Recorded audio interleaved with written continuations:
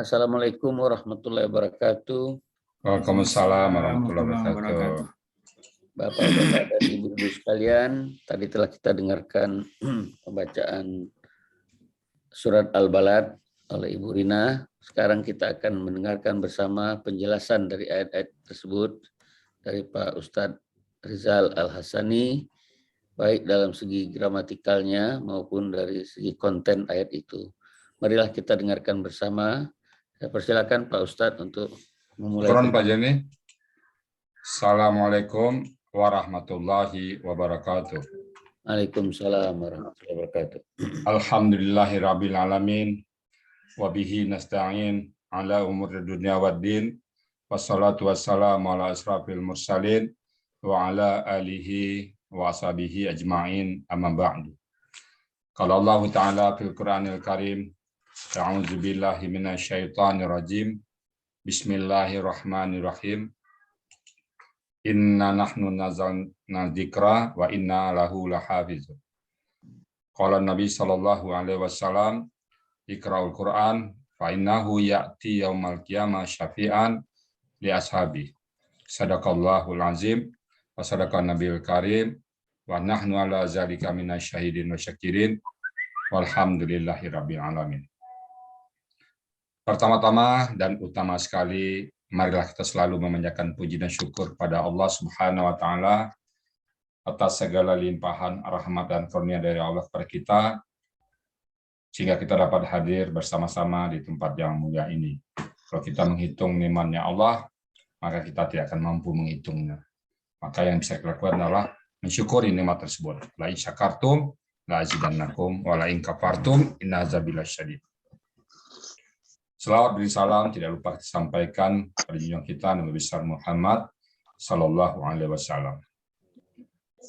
Bapak Ibu sekalian, sekarang kita masuk kepada surat Al-Balad ya. Surat Al-Balad, surat negeri. Dalam surat ini kita baca ya Pak ya. Bismillahirrahmanirrahim.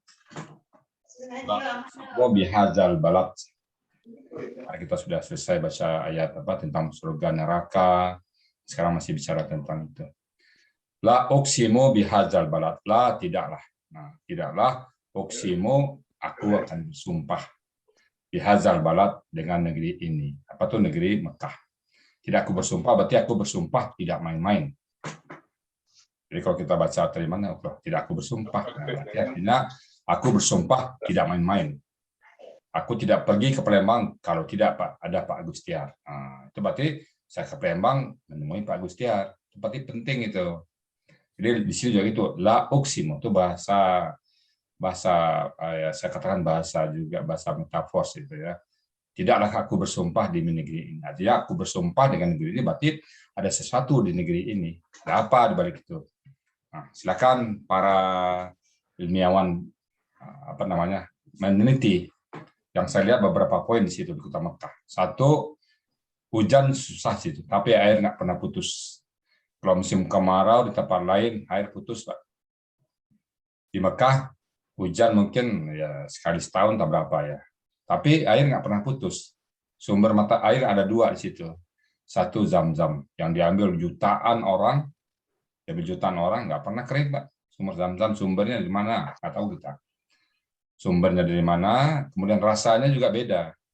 Itu Zam-Zam itu menurut penelitian itu air yang paling bersih. Tanpa dimasak pun bisa langsung diminum. Padahal sama-sama di bumi Indonesia ada air dari perut bumi keluar, di sana juga itu. Tapi itu bisa langsung diminum tanpa belum pernah kejadian itu kan orang minum air Zam-Zam lalu muntaber, minum Zam-Zam kemudian ada penyakit tertentu, nggak ada. Kalau Zam-Zam obat, tapi tempat banyak juga air dari mata air. Tapi ada macam-macam, ada mengandung zat besi, mengandung ini, mengandung itu ya. Air, yang pertama air. Yang kedua di situ tuh kalau kita pergi haji penyulingan air Pak ya, air laut dan biol. Maka di hotel-hotel itu kadang-kadang mereka nggak pernah kemarau, artinya nggak pernah putus air. Itu yang pertama keistimewaan di situ saya lihat. Makanya Nabi bersumpah, la uqsimu bihadzal balad. Aku akan, bentuknya kayak itu. Jadi berarti sumpah itu akan berlaku terus sampai akhir zaman nanti. Itu air nggak pernah putus. Yang kedua buah, Pak. buah nggak pernah putus itu. Papa pergi haji coba nanam pisang kagak, pisang banyak, nanam jeruk enggak, jeruk banyak, apa aja buah dari situ, strawberry, buah marquesa, macam-macam buah situ, lengkap semuanya. Nah, buah enggak, tanahnya kering kerontang, tapi buah banyak. Nah, kemudian yang paling mungkin menurut ilmu yang paling istimewa juga Ka'bah. Nah, menurut penelitian pusat bumi ada di Ka'bah. Bahkan umat lain, Bang Yusuf diamankan Bang Yusuf. Bahkan di situ ada pusaran bumi. Kalau tidak ada Ka'bah katanya terjadi sesuatu. Saya nggak tahu juga. Itu ilmu ilmu astronomi atau apa. Silakan. Nah, banyak hal-hal yang istimewa di situ. Nah, sampai sekarang kita lihat orang berhaji ke sana. Makanya buku Mitchell Hart itu yang menempatkan Nabi Muhammad 100 tokoh, Bapak pernah baca 100 tokoh, itu Mekah yang dibahasnya, Pak. Ada dibahas Mekah. Karena tiap tahun orang pergi ke Mekah itu. Saya itu pergi orang ke sana tanpa promosi, Pak. Haji dan Ramadan itu 5 juta, 10 juta. Turis pada datang sana. Belum lagi hari-hari biasa. Itu 25 juta. Kalau teori ekonomi kan ada tempat satu orang luar masuk ke satu negeri, dia bisa menghidupkan 3 orang. Jadi kalau misalnya 5 juta, 5 juta kali 2, 10, tambah dikatakan hari-hari lain 15 juta, kali 3, nah, itu udah 15 juta orang hidup tanpa ada penghasilan apapun. Nah, di situ ada lagi penghasilan minyaknya, makanya ada lagi hasil yang lain. Jadi memang banyak keistimewaan dalam negeri Mekah. Jadi Allah bersumpah, Nabi bersumpah bahwa aku bersumpah dengan negeri ini. Banyak kelebihan-kelebihan di situ. Nah, sebaliknya juga pada saat dulu, itu juga ada jahiliyah. Orang mengubur anak hidup-hidup, mungkin di negeri lain belum kebuka tahun berapa, 1500 tahun yang lalu, daerah lain belum terbuka informasi, maka udah kebuka informasi. Ada diceritakan dalam Al-Quran, dibuka informasi semuanya. Bagaimana jahiliyahnya orang-orang Arab dulu, mengubur anak hidup-hidup. Itu ada dalam surat nanti kan, dalam surat Juz Amma itu ada tuh, anak hidup-hidup dikubur, dan itu ditanya. Nah, itu negeri Mekah. Kemudian ayat keduanya, jadi sumpah itu Pak, karena kalau bersumpah Allah pasti ada sesuatu di balik itu. Wadduha, ini waktu duha. Nah, siapa yang punya otoritas meneliti itu? Apa yang terjadi pada saat tumbuh-tumbuhan di situ? Di pertanian.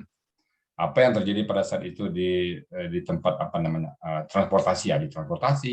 Waktu duha itu pasti waktu yang luar biasa, sibuknya manusia sangat puncak sibuk tuh di duha. Nah, itu silakanlah semua bidang bercara di situ. Jadi kalau Allah bersumpah pasti ada balik itu. Nah, ini juga itu ya. La uksimu bihadzal balad. Kemudian wa anta hillun bihadzal balad. Wa anta, dan engkau Muhammad, hillun itu saya lihat kamus menetap atau bertempat.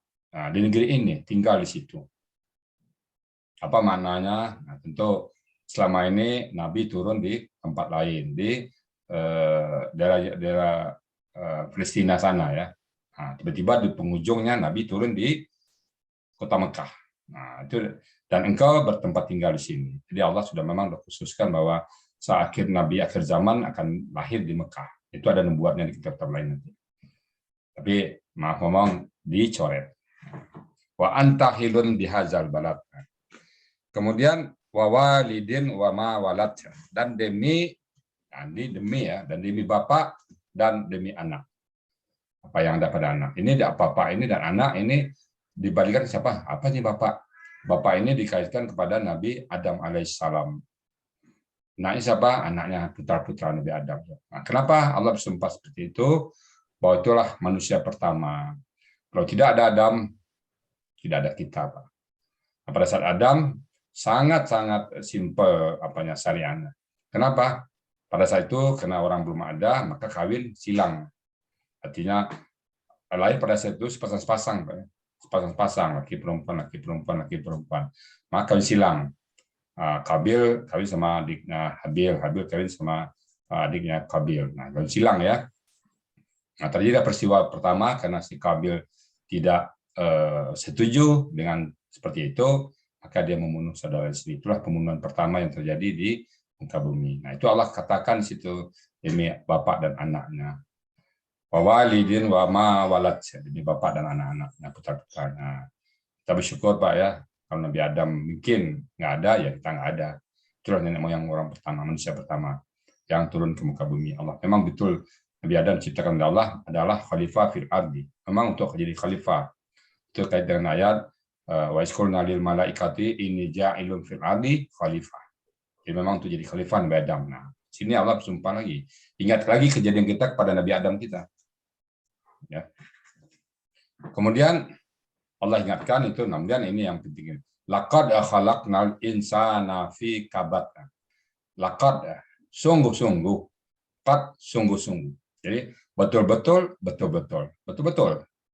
Apa itu khalaqnal insan? Kami menciptakan, khalaqna, kalau boleh kita sedikit bahas, khalaqna bentuknya KKL, pelakunya nahnu. Akar katanya khalaqa, pola fa'ala. Berarti artinya apa? Kami telah menciptakan. Apa itu al-insan, manusia. Nah, insana bentuknya pelaku apa nama kata benda yang diciptakan karena dia fatah. Al-insana itulah objek dari khalaqna. Maka artinya dan sungguh-sungguh kami telah menciptakan manusia fi kabad dalam kondisi yang susah payah. Jadi manusia ini memang ujian oleh Allah. Jadikan ujian ya. Memang di kata Allah memang susah. Dikit-dikit, susah. Gimana buka kamus? Kecil Pak. Nah, itu namanya fi kabad. Gimana nih? Waduh sibuk Pak. Nah, fi kabad. Nggak apa-apa. Tapi Allah diingatkan kita. Maka kita harus berjuang. Hidupnya ada ujian. Dalam surat apa? Ada surat Tabarakalladzi biyadihi mulki. Nah, itu kan ada situ tuh bahwa hidup adalah ujian. Memang ujian. Nah, kita coba sedikit kembali kepada surat Al-Mulk ya. Tabarakalladzi biyadihi mulk wa huwa ala kulli syai'in qadir. Alladzi khalaqal mauta wal hayata liyabluwakum ayyukum ahsanu amala. Bahwa Allah mengatakan hidup mati ini adalah liyabluwakum, agar dia menguji kalian apa itu ahsanu amala, siapa yang terbaik amalnya. Ya tujuan hidup kita itu cuma satu, terbaik amalnya. Nah, untuk berbuat amal yang baik, nah, tentu kita diuji oleh Allah. Nah, pada saat melakukan amal baik itulah ada terasa tantangan, rintangan. Jadi kalau kita cuma disuruh duduk tidur aja nggak ada tantangan, Mbak. Justru disuruh berbuat itu ada halangannya. Ya itulah kita cara mengatasi halangan tadi, rintangan tadi. Allah sudah katakan di situ, fi kabad. Laqad khalaqnal insana fi kabad. Nah, kita pandai-pandai lah. Kalau saya coba ambil beberapa contoh di dunia ini Pak ya. Kalau orang yang ingin prestasi maju, latihannya kan berat ya. Saya pernah melihat petinju, latihan itu lari itu tengah hari Pak. Orang yang suruh tidur siang dia malah lari itu. Pakai apa lagi? Pakai baju pembungkus lagi. Pakai apa sebab teringat. Itu pakai beban lagi Pak. Di kakinya ada beban 3 kilo, 4 kilo, di tangan juga ada beban besi ditaruh di situ, di tangan lagi pegang besi itu, di tangan-tangannya semuanya. Berat, ngapain, bikin susah. Tetapi hasilnya apa? Maaf, ini kita ambil konteks dunia tok. Hasilnya apa? Dalam pertandingan tinju dia menang. Kenapa? Dia biasa dikasih beban berat, saatnya bertanding dia menang. Itu juga misalnya anak-anak kecil dididik dengan keras oleh bapaknya. Saya pernah membandingkan dua keluarga, yang satu dididik dengan keras, satu dididik dengan manja. Nah, yang dididik dengan keras pagi dibangunin. Bangunin pagi Pak, kalau nggak kerja nggak makan. Orang tuanya apa? Orang tuanya cukup mampu. Anaknya pagi bangun tidur sholat masjid, pulang masjid masing-masing tugas. Yang laki-laki menyapu halaman, yang perempuan bersihin tempat tidur, gitu terus. Kalau nggak itu nggak makan. Habis itu sekolah kasih jajan ala kadarnya aja. Jalan kaki, pergi pulang jalan kaki, jajan ala kadarnya. Kemudian di rumah belajar. Itu dididik orang tuanya. Satu lagi ya orang kaya juga, pergi diantar mobil, diantar sopir, pulang antar sopir, tinggal buku sopir jemput pulang. Tinggal bukunya, anaknya telepon, Pak, buku ini tinggal, dia suruh antar sopir, dimanjain semuanya. Yang satu dididik. Alhasil apa? Saat dia besar, saat terjun masyarakat, yang dididik dengan agak sedikit keras, berhasil. Yang manja terus hidup. Nah, itu memang dikatakan di sini adalah laqad khalaqnal insana fi kabad. Manfaatkan Allah. Jadi kita ambil positifnya bahwa memang begitu sunatullah. yang lalai, yang malas-malas ya nggak sukses. Saya masih ingat kadang-kadang ya, ingat juga nggak apa-apa ya, semua izin sebentar dengan orang tua saya. Apa katanya? Beli pakaian pas 2 lembar aja Pak. 1 cuci, 1 pakai. Apa katanya? Toh tujuan dua bekerja nanti dia bisa beli sendiri kok. Orang tuanya, bapak saya nih, orang tuanya kaya juga, ada penghasilan juga, tapi nggak dikasih Pak. Dikasih ala kadarnya aja, nggak dimanjain. Nah, di Jepang saya dengar juga. Di Jepang Pak katanya, anak kecil itu jatuh Pak, nggak dibeli, dilihat nggak ada apa-apa, biarin di sini. Anak kecil 2 tahun, 3 tahun batu jatuh, dilihat dari jauh nggak apa-apa, biarin Pak. Tapi dia sendiri, kita kan nggak begitu anak kita itu cepat kita ambil tadikung kan, di sana nggak. Nah, itu salah satu bentuk mungkin nanti Pak Prof Pak Dr. Joni bisa deskripsi psikologinya kan. Di sana begitu. Jadi laqad khalaqnal insana fi kabad. Nah, kita harus pandai mengatasi rintangan kabat. Susah memang Allah tentang itu. Kemudian ya berikutnya ayah sabu apakah dia menyangka manusia tadi Allan yakdira, tidak ada yang berkuasa alaihi padanya ahad seorang pun. Apakah manusia itu menganggap dia nggak ada yang berkuasa atau dia menganggap hidupnya petentang-petenteng, suka dia sekare PDW, apa manusia mereka begitu? Allah bertanya. Itu bukan pertanyaan nggak tahu, nggak perlu dijawab, jawabannya apa? Ada. Dan nanti jawablah, oh ini kalau ada orang, berarti Allah nggak tahu dong. Kok bertanya? Kok bertanya? Itu bukan pertanyaan. Kalau lagi saya sering mengatakan di sini, apakah kamu tahu nggak siapa saya? Itu berarti ingin menyatakan bahwa saya ini adalah orang terpandang. Tahu kamu nggak siapa saya? Apa pokoknya orang yang punya power lah. Kalau orang mengatakan begitu, sambil lemput dada lagi. Tahu kamu nggak siapa saya? Nah, itu bukan pertanyaan, Bu, tapi adalah pernyataan. Di sini juga itu. Ayah sabu, apakah mereka dia menyangka dira alaihi ahad. Apakah dia menyangka tidak ada yang berkuasa pada dirinya seorang pun? Ya di sini katakan Allah. Jadi Allah berkuasa pada diri kita. Kita sakit, ya bisa tiba-tiba. Manusia nggak ada yang pengen sakit, tidak ada yang pengen sakit. Tapi tiba-tiba sakit. Siapa yang punya apa di situ kuasa? Ya Allah. Kemarin saya lagi jalan keluar Pak berdua teman-teman. Ini kejadian tadi malam, siang ya, siang. Pakai motor, tiba-tiba saya udah duluan, agak duluan dikit, alhamdulillah duluan. Teman di belakang, saya tunggu-tunggu depan, gue nggak jalan-jalan Pak. Ternyata tabrakan. Cerdas, tabrakan, saya tunggu-tunggu, gue nggak ada. Kurang lebih setengah jam, saya tunggu, ada yang datang tiba-tiba melapor. Pak Arjal, itu ada yang tabrakan belakang, yang bapak teman tadi, lihat belakang, langsung dibawa ke rumah sakit. Nah itu kan tidak ada, itu takdir Pak ya. Bilang yang nabraknya itu tentara, akhir-akhir damai ya. Awalnya bertengkar Pak, buat apa bertengkar sebenarnya? Bertengkar kamu nggak sembuh, udah damai aja. Damai, nah akhirnya damai lah, nah diobatin lah yang ditabrak tadi. Artinya apa? Kita nggak ada berkuasa. Tidak ada satu orang pun yang ingin bencana.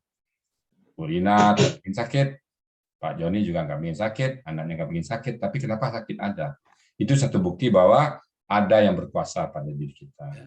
La haula wala quwata illa billah. Nah, itu. Kita serahkan sama Allah. Itu jawaban sakit tauhid, Pak. Memang berobat kita ya, tapi tauhid. Kalau kita nyalain Tuhan, ya gimana sih Tuhan? Kalau begini, kalau ada sakit, ada. Kalau nggak ada sakit, nggak ada dokter. Kan dari sakit itu juga ada banyak turunan-turunannya orang yang ada dokter profesinya, ada rumah sakit, ada obat dan semacamnya kan. Itu kan sebuah kondisi yang Allah ciptakan sunatullah. Kalau kita misalnya kayak ekosistem lah jadinya kan. Ya, ekosistem. Apa ini? Kok ada kelabang apa tahu tuh yang gigit kita tuh kan ular. Kenapa udah ular ini? Kalau nggak ada ular coba yang ekosistem terganggu. Jadi semuanya memang ada manfaatnya. Jadi sakit juga gitu. Jadi itu semua apa? Takdir Allah bagi kita. Nah, kalau kita nggak boleh mengatakan, gara-gara nyamuk nih. Nah, ada nyamuk itu. Saya pernah, nanti kita tanya Prof. Kailan. Kalau nyamuk nggak ada, ekosistem terganggu. Ya, saya cuma bisa melihat bahwa semuanya bermanfaat ya. Dulu pernah terjadi orang nembak burung, Pak. Nembak burung, di burung tembak semuanya di satu hutan nembak burung. Apa yang terjadi? Akhirnya tumbuh-tumbuhan situ tuh dimakan ulat daun semuanya. Mati meranggas, mati semuanya Pak, karena daunnya sudah kering semuanya, digigit ulat, makan ulat. Ternyata burung tadi makan ulat. Nah kalau burung ditembak semua, diambil semua oleh penduduk, ya habis. Nah ada lagi makan ulat, maka ulat itu menggigit tumbuh-tumbuhan tadi habis semuanya. Nah, gitu Pak ya. Jadi satu ekosistem dibuang, maka akan terganggu yang lain. Nah, itulah takdir dari Allah Subhanahu wa taala. Nah, kita jalani aja dengan ikhlas. Apapun terjadi, yang penting kita berikhtiar dengan baik. Nah, itu yang maksud dengan ahsabu an alla yaqdira alaihi ahad. Semua berkuasa. Allah berkuasa pada diri kita. Berkuasa. Saya pengen jadi orang kaya. Saya pengen lahir dari, kenapa saya nggak lahir dari anak presiden? Biar tenang hidup saya, senang-senang saya. Kemana-mana pergi aman. Tapi kan nggak begitu. Dan kita semuanya adalah kondisi yang paling baik, yang terbaik. Terus katakan, dimanapun kita berada sekarang, Pak Gustian di Palembang, Bu Ida, Indra Kasih di Bandung, dan siapapun, saya di Sentul, itu adalah yang terbaik dari Allah bagi kita. Maka kita wajib bersyukur. Saya nggak tahu kalau saya di Palembang seperti apa, saya dapat kali ya. Coba Pak Gustian tinggal di Sentul, jadi jagoan ya. Tapi karena di Palembang, jadi ngaji ya. Di Sentul jadi ngaji kita. Jadi adalah itu yang terbaik bagi kita semua.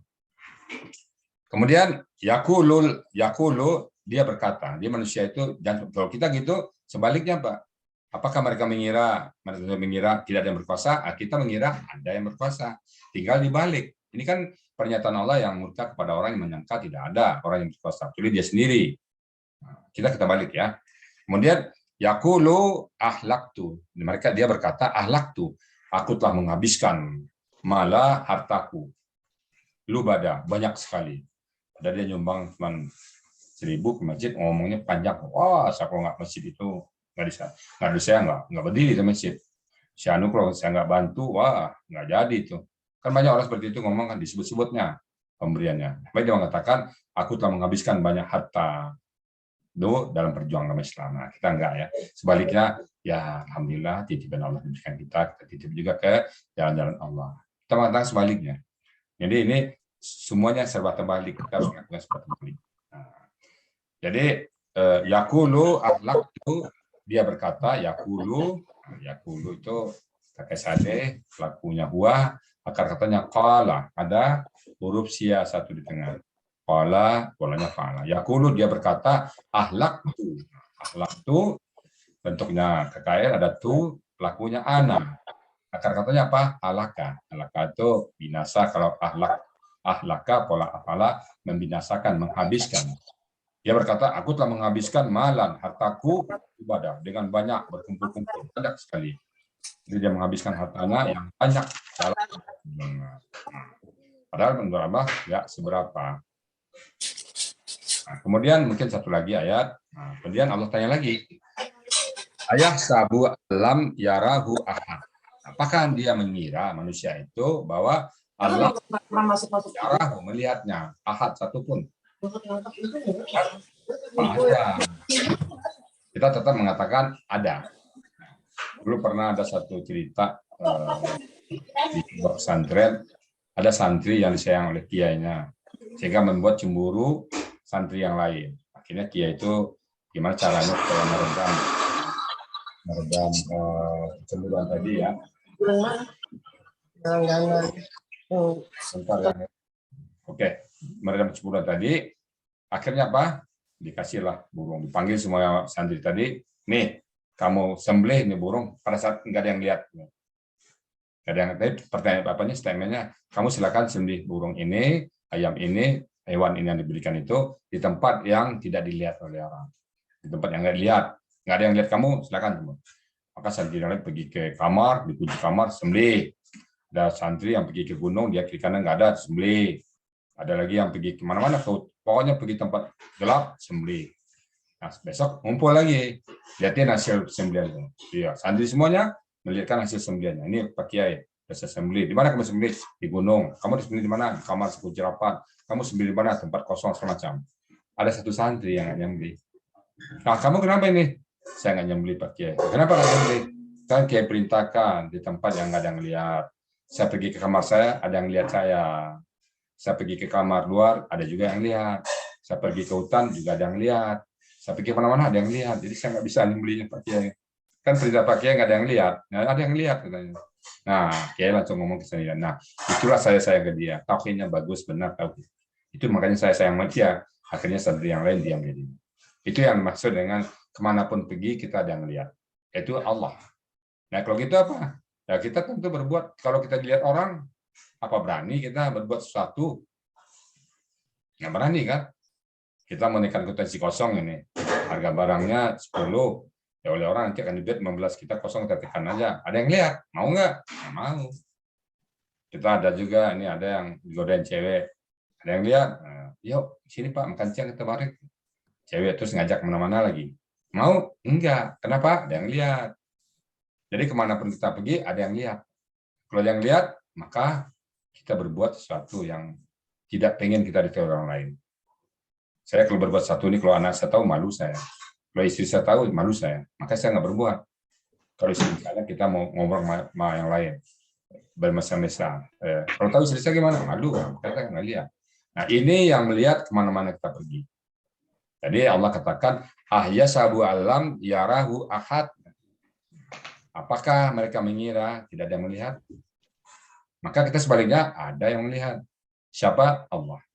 Maka kita berlaku betul-betul sesuai dengan ketentuan Allah. Nggak ada tempat bagi kita untuk berbuat maksiat. Nggak ada tempat. Nggak ada tempat, nggak ada waktu, nggak ada kesempatan bagi kita yang bertauhid. Kenapa? 24 jam kita diawasi. Dan setiap perbuatan kita dipertanggungjawabkan. Tidak ada satu perbuatan yang luput dari Allah. Pada saat nanti surat Iza Zulzilati Ardu Zilzalaha itu jelas ditegaskan nanti di atas, kita baca nanti ayatnya. Insya Allah sampai kita ke sana. Faman ya'mal misqala dzarratin khairan yarah. Seorang pun, siapapun yang berbuat sebesar zarah pun kebaikan, dia akan melihat. Tapi sebaliknya, wa may ya'mal misqala dzarratin syarran yarah. Barang siapa yang berbuat sebesar zarah itu kejelekan, keburukan, maka dia lihat. Sebesar zarah itu mungkin kata orang atom ya, kecil dia. Mungkin kalau dibuat perbuatan itu mungkin sekadar hanya bertanya, bajumu dari mana, apa dasarnya sih bajumu, dan tujuan ngejek, dasarnya kamu murahan ini. Nah tujuannya itu, beli mobil kamu beli di mana sih? Nah, dia punya mobil beli di luar negeri. Biasanya orang mobil tetangga, bapak beli di mana mobil? Nah, dia akan mengatakan bahwa mobilnya beli di showroom mahal. Bapak sih mobilnya beli usang gitu. Ada orang bertanya seperti itu, tujuannya itu membanggakan punya dia. Nah, ada juga begitu kan. Nah, jadi sekali lagi, kalau seperti itu aja ditanya nanti di pertanyaan, Pak, apa maksudmu bertanya seperti itu? Nah, itu dilihat nanti. Maka kita jaga-jaga, Pak ya. Jaga kita, apa yang kita omongin juga kita jaga, apa yang kita kerjakan juga kita jaga. Kenapa? Ayat sabu alam yarahu ahad. Ya, mungkin sampai ayat ini aja kita bahas sampai ayat ke-6, ke-7 ya. Nah, nanti kita bahas lagi ya berikutnya. Jadi mungkin ada saya tutup dengan satu satu gramatikalnya. Apakah huruf yahsabu kakak sade yang pakunya huwa. Huwa tadi siapa? Kembali ke al-insan pada manusia itu. Karena kalau manusia ataupun pelaku didiskusikan, diketahui, maka bentuknya tetap pelakunya huwa. Akar kata hasibah atau hasabah. Nanti kita buka kamus, hasabah apa menyangka, mengira. Qala fa'ala. Apakah dia manusia menyangka? Alam bahwasanya alam tidak. Yarahu. Nah, yarahu itu usia, dua usia di situ. Ra'aya. Dia akan melihatnya. Nya itu apa? Perbuatan tadi ya. Nah, kemudian ahad, satu orang pun. Jadi apakah mereka mengira tidak ada melihat satu orang pun? Tentu jawaban kita ada. Jadi pertanyaan-pertanyaan ini bukan Allah tidak tahu, sebagaimana tetangga kita menganggap, berarti Tuhan kamu nggak tahu dong, kenapa dia bertanya? Bagi kita nggak begitu, bagi kita adalah beliau bertanya untuk menyentuh kita, sadar nggak kita? Lu pikir aku nggak tahu? Kan kita sering gitu bahasanya. Yeah. Anak kita misalnya, maaf ya, kita suruh sekolah anak kita, kamu harus rajin sekolah, masuk ini misalnya. Ternyata guru kelasnya melapor kita, anak bapak sering cabut. Sering nggak masuk kelas. Lalu kita panggil anak kita. Nah, mana aja kamu nak? Oh, saya sekolah katanya. Kamu masuk Pak. Kamu pikir bapak nggak tahu? Kan itu kita pikir kan? Apa kita bertanya? Kita udah tahu dari laporan dari kelasnya. Bapak, kamu pikir bapak nggak tahu kemana kamu pergi? Nah, kan gitu kita marah kepada anak kan? Jadi begitu ya. Jadi bukan pernyataan bertanya di sini, tapi Allah lebih tahu. Nah, itu menjawabkan kita nanti kalau ada tetangga kita agama lain yang usil nanya, oh berarti Tuhanmu nggak tahu ya? Kebanyakan Allah bertanya. Jadi begitu, mudah-mudahan ada manfaatnya. Sekali lagi, ayat ini tentang juga tauhid ya. Bagaimana kita menyikapi hidup, memang untuk usaha itu sudah tunatullah, sudah memang begitu Allah ngaturnya, dan hidup adalah untuk pujian bagi Allah. Dan Orang yang sukses adalah orang yang pandai mengatur hidupnya, bisa melaksanakan apa-apa perintah Allah, dan dia sedikit ikhlas rela apapun menjadi sunatullah. Demikian lebih kurang, mohon maaf. Akhirul kalam. Bila taufik wa hidayah. Assalamualaikum warahmatullahi wabarakatuh. Waalaikumsalam warahmatullahi wabarakatuh.